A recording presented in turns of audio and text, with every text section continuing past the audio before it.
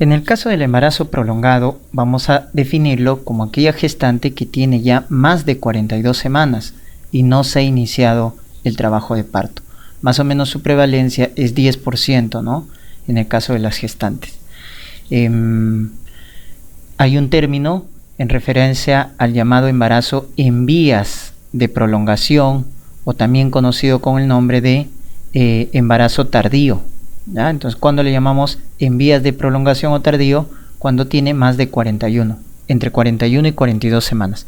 Cuando es más de 42, ya es embarazo prolongado, ¿ya?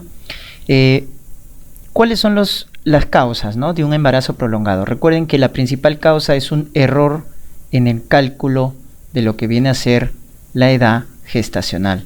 Por eso es muy importante saber calcular la edad gestacional, ¿no?, en una gestante. Entonces recuerden que para eso tenemos la fecha de última regla, ¿ya? Pero la fecha de última regla tiene que ser confiable. ¿Qué significa confiable? Que se acuerde la fecha exacta, ¿no?, de la fecha, que haya tenido ciclos regulares y que no haya tenido anticoncepción hormonal en los últimos 6 meses antes de quedar embarazada. Esa es una fecha de última regla confiable que nos ayuda para calcular la edad gestacional, ¿ya? Pero en caso no tengamos la fecha de última regla, entonces tenemos la ecografía, ¿ya? La ecografía nos calcula con este parámetro que viene a ser la longitud cráneo-caudal.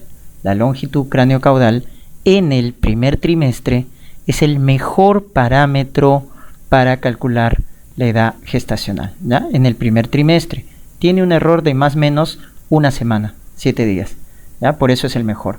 Luego ya si te dicen en el segundo trimestre es el diámetro biparietal, pero acá aumenta el error, más o menos 2 semanas, 14 días. Y el último, longitud de fémur, ¿no? Tercer trimestre, más o menos 21 días, 3 semanas. O sea, conforme te vas alejando, como te vas dando cuenta, el error aumenta. Pues el mejor parámetro de todos es la longitud cráneo-caudal en el primer trimestre. Ese es el mejor parámetro para calcular la edad gestacional. ¿Qué otros factores de riesgo tenemos? El antecedente previo, ¿no? O sea, si ya tuvo un antecedente de embarazo prolongado, tiene más riesgo de tener nuevamente otro. La gestante con obesidad, ¿ya? La gestante con obesidad. La gestante añosa, ¿ya? La gestante que tiene más de 35 años. Más de 35 años. Muy bien. También la gestante nulípara. Y algunas malformaciones, las que están asociadas con defecto en la producción de hormonas, ¿no? Como por ejemplo los defectos de sistema nervioso, en este caso la anencefalia, por el déficit de cortisol fetal. Entonces no se desencadena el trabajo de parto, en este caso de manera espontánea, ¿no? Entonces esos son los factores de riesgo. Ahora, ¿qué vamos a hacer? Es muy importante la evaluación, ¿ya?, en la gestante con embarazo prolongado. Entonces recuerden que para la evaluación, ¿qué podemos hacer? Una ecografía, un test no estresante, ¿no es cierto? Un test no estresante o el perfil biofísico fetal y la ecografía para descartar o para calcular el volumen de líquido amniótico, ¿no?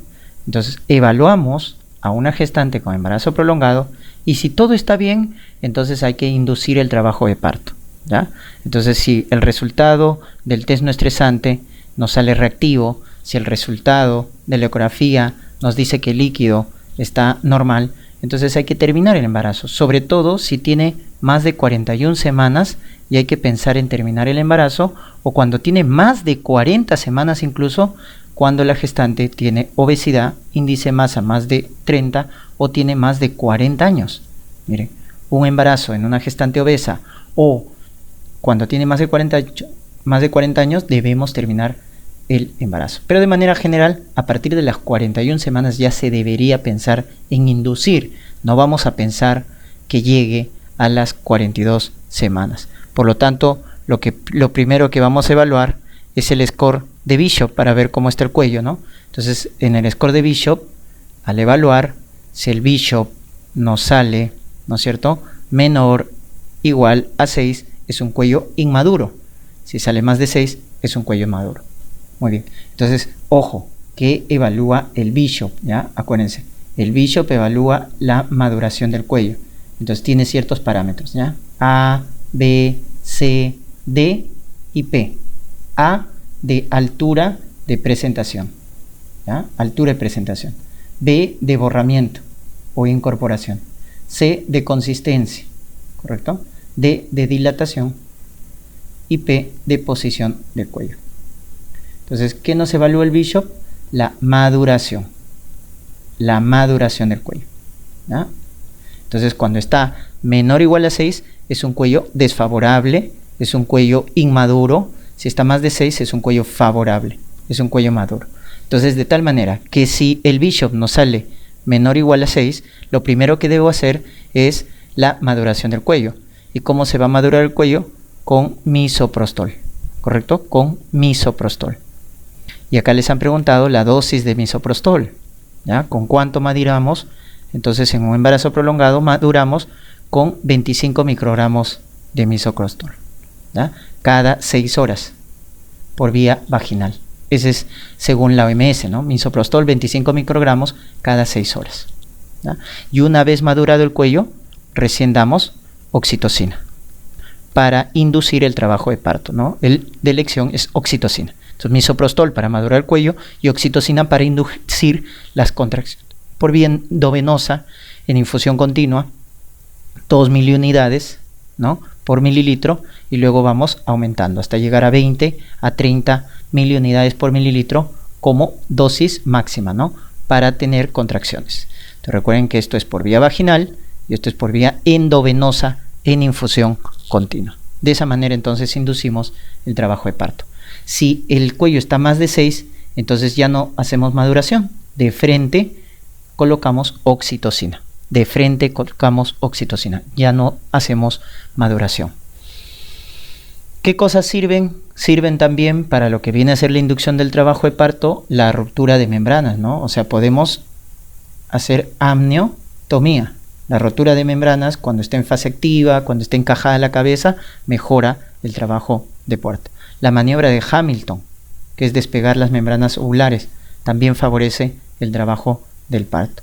La maniobra de Ferguson, el estímulo de los pezones o al tacto vaginal, aumentamos la secreción de oxitocina. Estas maniobras favorecen el trabajo de parto vaginal, ¿no? Amniotomía, maniobra de Hamilton o Ferguson, como estamos comentando.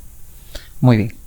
¿Qué pasa, no es cierto? ¿Qué pasa si ya hay complicaciones? Ojo, si hay complicaciones, entonces en el caso, ¿no?, de que se presente las complicaciones como feto macrosómico, oligohidramnios, ¿ya? Complicaciones. Entonces, ¿cuáles son las complicaciones del embarazo prolongado? La macrosomía, ¿ya? La macrosomía. ¿Qué más? El oligohidramnios por insuficiencia placentaria. Oligohidramnios. El síndrome de posmadurez en el recién nacido, llamado el síndrome de Clifford. Posmadurez, ¿no? Hay una insuficiencia placentaria y eso hace que el bebito consuma el tejido adiposo. Entonces, cuando nace bien arrugadito, ¿no? Con ojos protruidos, y viene a ser el síndrome de Clifford por consumo del tejido adiposo. Entonces, mucho cuidado con esas complicaciones. ¿Cuándo vas a hacer cesárea? Ojo, se indica cesárea, ¿ya?, en un trabajo prolongado, ¿ya?, cuando tenemos ya sufrimiento fetal agudo. Entonces, si te dan datos, ¿no?, de que está alterado el perfil biofísico fetal, está alterado, ¿no?, los latidos cardíacos, hay desaceleraciones, el DIP2, o sea, si te dan datos de sufrimiento fetal agudo, ahí hacemos cesárea, ¿ya? Hacemos cesárea. O también cuando tiene ya macrosomía, ¿ya? Cuando tiene ya macrosomía.